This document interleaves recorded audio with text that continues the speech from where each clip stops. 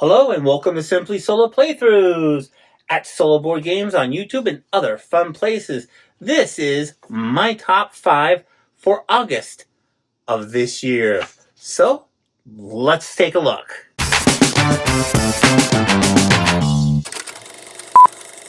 Number 5 is Embers. I received this as a promo copy for a video and it should be right there. Trying to figure out directions when looking at a video camera and video monitor and trying to figure out what direction I'm going in. Okay, so you basically have 4+1. 4+1 turn. And your goal is to get through the night and to keep the fire alive. The problem is you have monsters who are coming around and you have to move in a way so that you can go on ahead and defeat the monsters. So, for example, the forager can move in one specific way. So, we'll move here as one action. The second action will be to defeat the monster, who then goes into your discard pile. And then you'll have to take your other turn. So, the defender can then jump over any amount of people and land in an empty spot, and then we'll defend. Oh, I normally have the leader out, not the scout. And the leader will be able to then,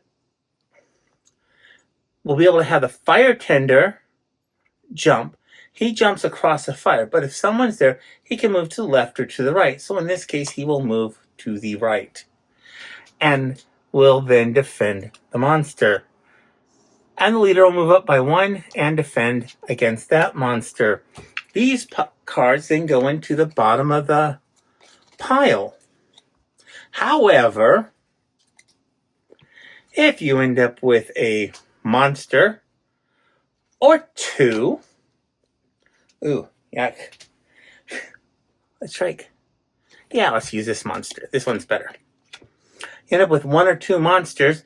They will then go on ahead and attack. The monster will attack the nearest person, who in this case is the forager, and they will do 1 damage. Only has 1 health. Will go to the tent. We then go on ahead and he will also do 1 damage to the fire. This is then set aside to over here. We'll take a look at that in a moment. And then this one will attack, and you have your choice of which one you want to do. In this case, it will go after the fire tender. Why I did that, I don't know. And will also do 1 damage to the fire. These cards then go here into your discard pile or your forge pile. One of the other actions you can do is to forge, and you will put that onto the bottom of the deck. That's a simple playthrough.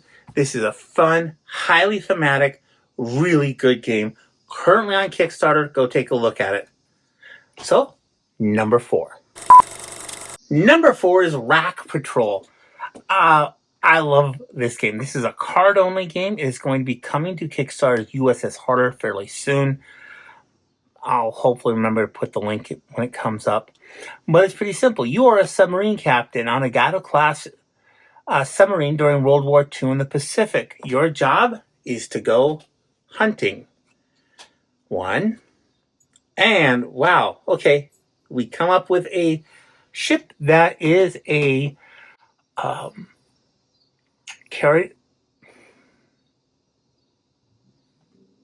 that is a cargo ship going to deliver supplies to somewhere. And we find out how we're approaching it. We flip a card over, and we find out, in this case, it's at 90 degrees, which means it's going from left to right. 0 means it's coming at you. 180 means it's going away from you. So we have our captain is on deck. We are going to do what is called a leading or a trailing action. In this case, we're going to do a trailing action. And nothing happens with our trailing action. Do they hear us? We take a look at this column on the card, and we find out they don't hear us. If we were here, they would have heard us, but that would be a leading action. We are going to switch over to a leading action. And we go up by 2. And we also lose an energy on our batteries. These are diesel subs that have battery power when they're underwater. Do they hear us? And the answer would normally be yes. However, they have a modifier, which is a -1, and the captain has a -1. So they would have to get out to here. So they do not hear us. However, we also lose some energy. We are going to take a shot and see if we can hit. And you sank my battleship. You sank my cargo carrier. Okay, that's probably more accurate. So he is now sunk or going down. Sinking takes a while. And you go on ahead and see what happens. They do 1 damage. However, they do 1 less damage because they're a cargo ship. We see if we can escape. And we go +2. And we're out. So that's one quick way. You go through the deck until you find a port. There are 6 of these. And then you can go into port and you go through 3 rounds of this. And which pretty much emulates a submarine tactics during World War II.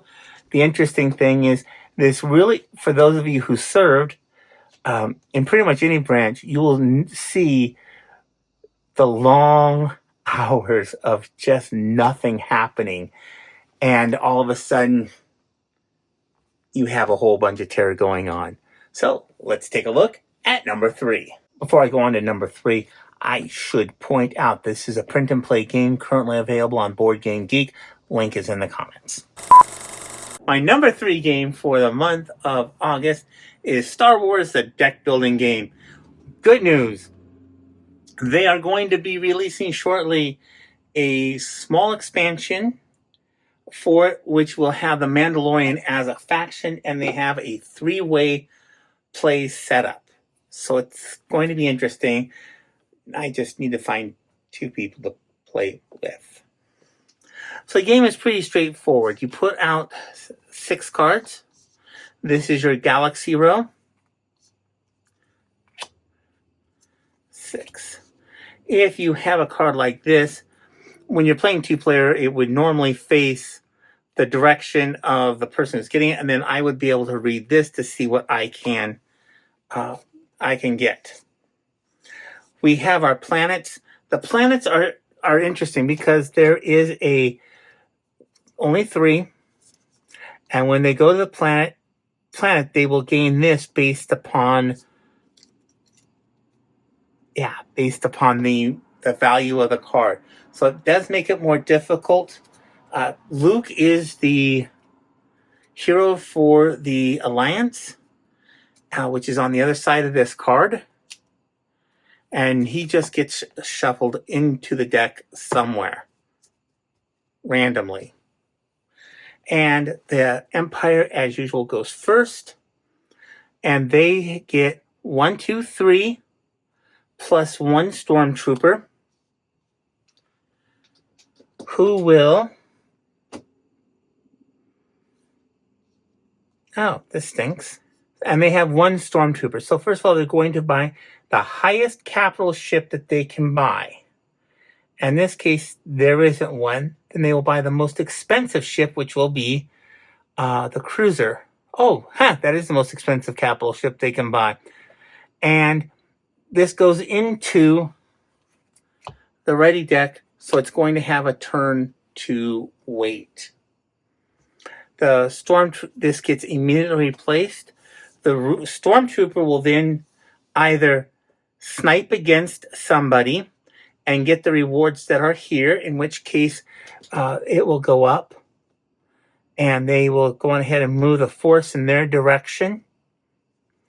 And at the end of their turn, that goes into their victory pile, goes back into the waiting area and advance by 1. So you get another ton of the force. The force is with us, which is, of course, good. 1, 2, 3, 4, 5. And their version of the Temple Guard, the Inquisitor or the Temple Guard, goes into this pile, which is a rule I found out I was doing wrong. And then we just go on ahead and play as normal. And you keep going. Take a look at this video right there. Well, let's take a look at number 2. Number 2, Fellowship of the Ring, the trick-taking card game. Great news. Two Towers is coming out in January, assuming no delays. It's on the Asmodee website. You can go take a look. We're going to tell a story through the Lord of the Rings, and it follows the story well and does a great job. If you like games like The Crew and other trick-taking games, you'll love this game. And let me say the art is just fantastic. Those two should be out right now. But it's a great game. It's a great trick-taking game. It is pretty straightforward and easy for a solo play. You're basically playing four-handed, but rather than having all the cards out, you have a draw pile. So people will go on ahead and play what they want to do. Photo does start. Initially, you cannot start with rings. And Photo is often restricted from doing it. But before you even begin, you go on ahead and trade. So we can go on ahead and trade cards so you can move things around. So, for example, we can put, we can give Frodo this one. Yeah, that'll work. Boromir can trade with anybody, which except Frodo, which actually makes a lot of sense. And he'll go on ahead and trade this for this. And that'll do. And then you just go on ahead and start it. So we start with Frodo has to win 2 ring cards. So he'll start with an 8.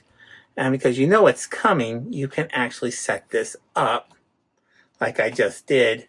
So you go on ahead, and Frodo just cleared his whole thing that he has to do. Then you drop 1 card, and you can pass this along to somewhere else. So like Glowin over here has to win the most amount of mountain cards. So he'll play a 1, a 3, a 7, and oh wow, a 2. Look at that. So we have 3 of those right off the bat. And then Glowin starts 8. Oh, I'm sorry, I forgot to put out cards.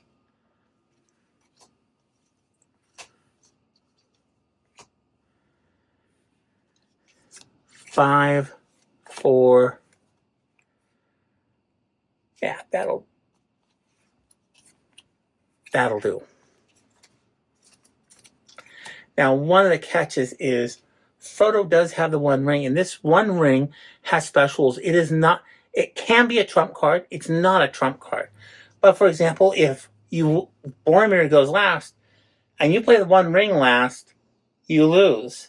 Frodo always starts with the 1 ring, but it can occasionally get passed to other people, which does unfortunately happen at times. Let's see. We want to do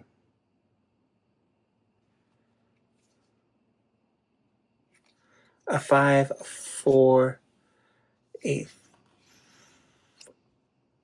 We're actually going to play the 1 ring. And the reason we're going to do this is so it won't get to Boromir. And a 2. So that's one of the 2 he has to win. So there's a threat card. The threat card will make variables within every game. This is just a lot of fun to play. And I have so enjoyed this. And it's just for me, it's a very happy game to play. So let's take a look at number 1. And before we go on to number 1, let me just say this is the best box ever. I love how this box works, how everything is safe, and It just separates everything out really, really well. Okay, now we'll take a look at number 1. And number 1, if you couldn't guess it, was, of course, Marvel Champions. You go ahead and you set up a villain in, it has 2 stages that you have to go through and defeat him, or her, or it in some cases. You have a scheme that it has. And of course, sometimes our environments and schemes will have something. So one environment comes out into play, which is a fireball, which is a lot of fun. Because when all 4 come off, you get hit. So we drop and we have 6 cards. And we're going to, let's see, we're going to play Jessica Drew's Apartment with Skilled Strike. We get to draw up 1, 2, 3, 4, 5. This is an alter ego action. We have to be in Jessica Drew's form, not Spider-Woman's form. 1, 2, 3, 4, 5. We get to choose 1 aspect card. We'll shuffle these all back into the deck, which is always kind of nice. This card is now exhausted. We will then flip up to our hero side. We will go on ahead and play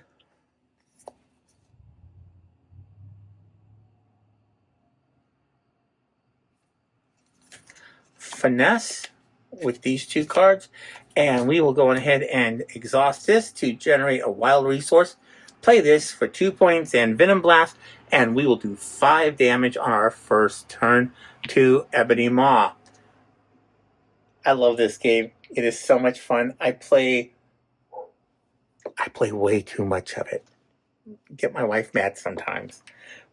Play way too much. I just enjoy this game, and I play it all the time, and I follow all the different parts of it online. 3, 4, 5. And Ebony Maw will then go on ahead and be put onto here. If it ever gets to 6, we go to the next one, which can sometimes be bad. He will go on ahead and attack us straight on for 1 + 1. And when Ebony Maw activates against you, remove an invocation counter from each spell card. So we'll remove 1 from the spell card.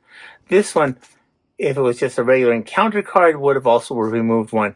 We then get the next card, which is Reactor Overload. Each player must choose to either take 2 damage or place 2 threat here. And so, most of the time on something like that, I will do the 2 threat. I will take the 2 damage, especially early on, because I can always come back to it and get that back up. So it's not quite so bad. But that's one quick turn of Marvel Champions. I hope you've enjoyed this. What are your favorite games for the month of August? I hope you like and subscribe. Come back later and have a fantastic day.